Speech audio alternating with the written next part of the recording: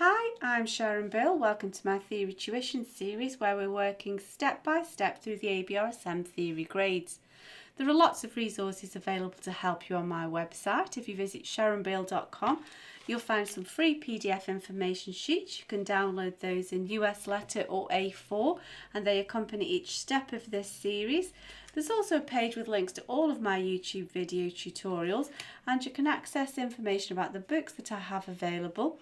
I've written an exam technique guide, how to take your ABRSM Music Theory exam. It's full of tips and techniques on how to best prepare for the exam and also how to best make use of the time on exam day when you're working through your exam paper.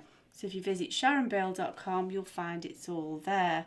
If you can give me a like, that'd be really great, and subscribe to my channel to keep updated. There's lots more in store. And so now we're going to continue with the theory sample paper that you can find on the ABRSM website. You'll find the link in the description below. And this shows you the new look theory paper from the revised exam syllabus. And so we're going to carry on page 4 with question 3. So I'm hoping you've had a go of this yourself. It's always better to have a crack at it yourself. It doesn't matter if you go wrong, you'll learn by your mistakes. And so I'm hoping you've had a go of this and we'll work through this together now. And so all of these questions will be related to this little extract of music here. So let's see what we're required to do. Question 3A, we need to mark clearly on the music, and they've shown us how to do that here. So we just need to mark where we're referring to as well as saying the bar number, just the same as we've done before in other papers perhaps. We need to just find these little points that they're afterwards. So let's see, their example is where there's an instruction to gradually get quiet. So bar 4, we can see we've got a diminuendo and we've written bar 4 and letter A. So let's look at the next question. So we're looking at question B that we're going to be annotating our score with. In bars 1 to 4 of the violin part, we need to find a supertonic note. Now they very helpfully told us that we're in D major. And so if we work out the degrees of the scale, D, E, F, G, A, B, C, degrees of the scale 1, 2, 3, 4, 5, 6, 7. The 7th is the leading note. Of course, your key signature makes that to C sharp, but we don't need to trouble ourselves. That's already done for us. So in the violin part, oh, wait, sorry, I was looking for the leading note. Sorry, we're looking for a supertonic. So we're looking for an E. I don't know where I got leading note from then. I do apologise. We're looking for an E, the supertonic, the second in bars 1 to 4. So just glancing through, in bars 1 to 4, we can see here is a note E. So we'll label that letter B and we'll say that we're referring to bar 2.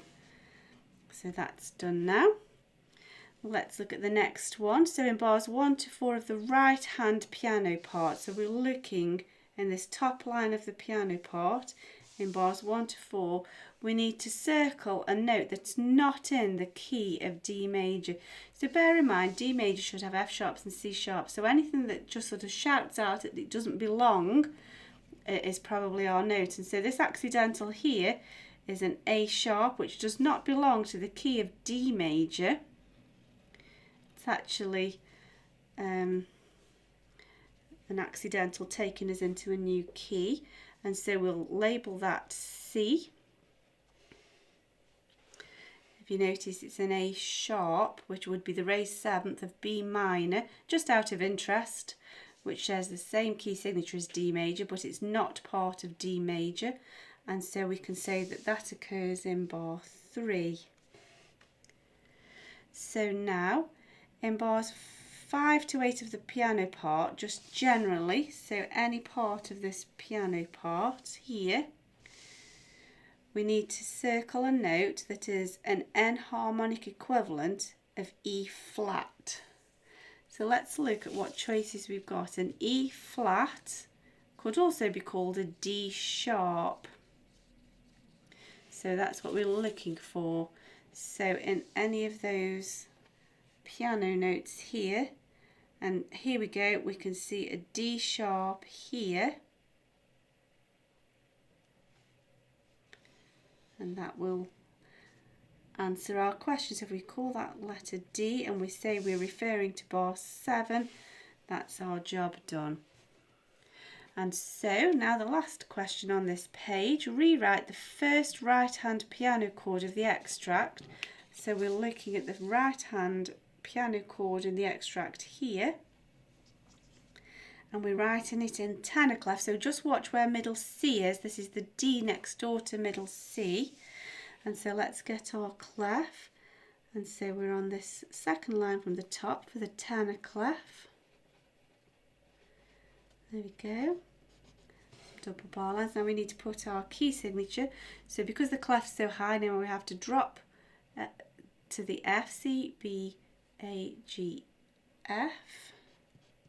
And then there's our C sharp where the clef is centered. So that's middle C here.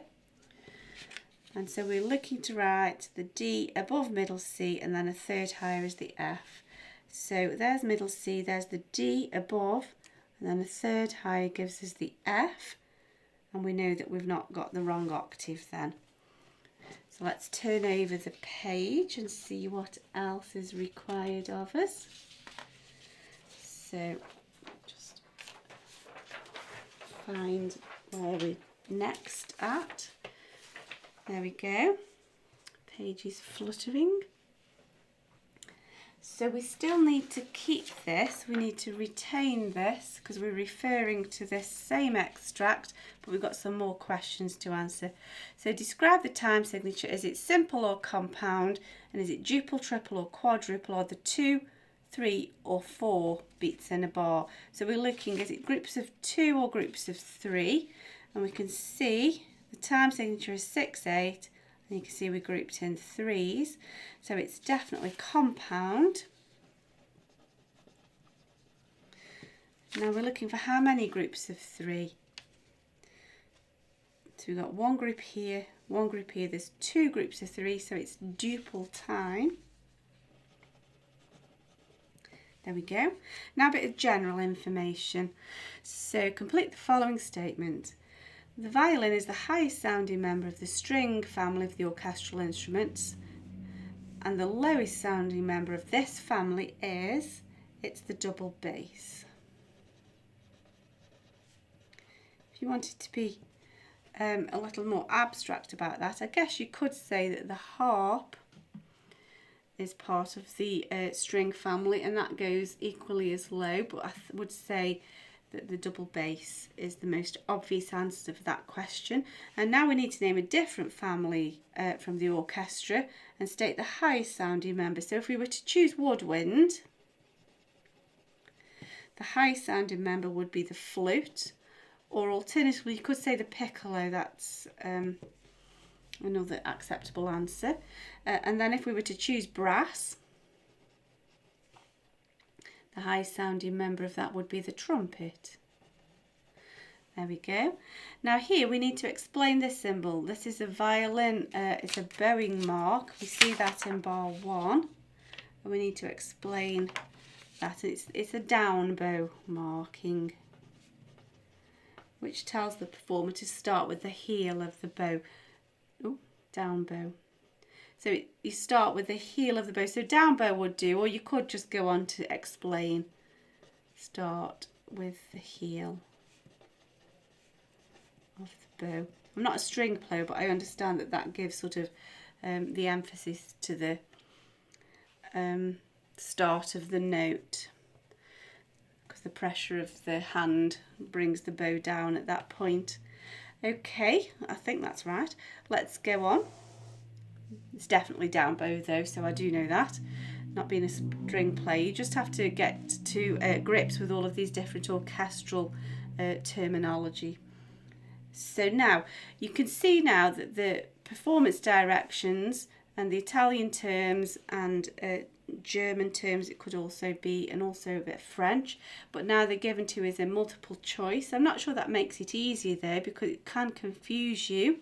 and so there's no alternative but just to revise these. I suggest you group all of your terms together thematically throughout all of the grades and just get creative in your revision techniques, and it's just a matter of getting to know them as best as you can. So andante, we first came across this in grade 1, so that's been a good while ago, and it means at a medium speed. It literally means at a walking pace. So here, grazioso, not too far a stretch of the imagination to see that it means graceful. There we go. And now we're going to be reverting back to the extract again, and we've got to see if these statements are true or false. The largest melodic interval, so this is one note after another, in the violin is a major sixth. So we've got to see if there are any intervals larger than a major sixth. Oh, sorry, if there are any larger. If it is that the largest interval? Let's see.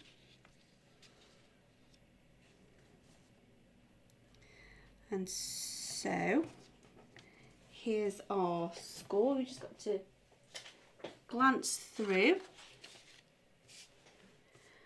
And so we're looking for a big jump. So here's a big jump here, but that's a 1, 3, 5. That's a sixth. That's an F sharp to a D though, don't forget. So that's a minor sixth. So that won't answer the question. And then here we've got 1, 3, 5, seventh. We've got a seventh of some sort.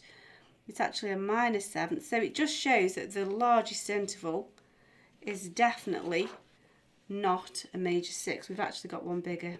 So that's a false. Let's have a look at the next one. All the notes in the left-hand part of E major can be found in this, sorry, say that again. Dearie me, I'm too busy looking for the answer. All the notes in the left-hand piano part of bars 5 to 7 can be found in the scale of E major. So here, bars 5 to 7, the left-hand part. So we've got E major would have sharps of F, C, G, D. We've got a key signature of F sharps and C sharps. We've got a G sharp, a G sharp. We've also got a D sharp. And although the C is cancelled, it's then put back again. We've just got a bit of chromatic alteration and then it's put straight back again.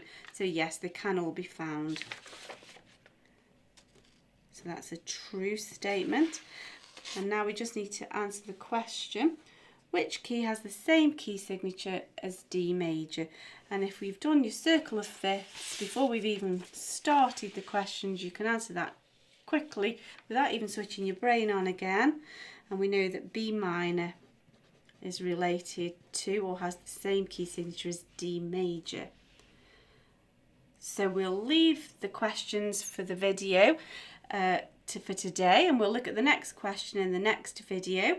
I do hope that you found that helpful. If you can give me a like, that'd be really great, and please do subscribe to my channel to keep updated. Please do visit sharonbale.com and make use of all of the information and the resource that I've made available to you there. Thanks for watching, and I'll see you next time. Bye.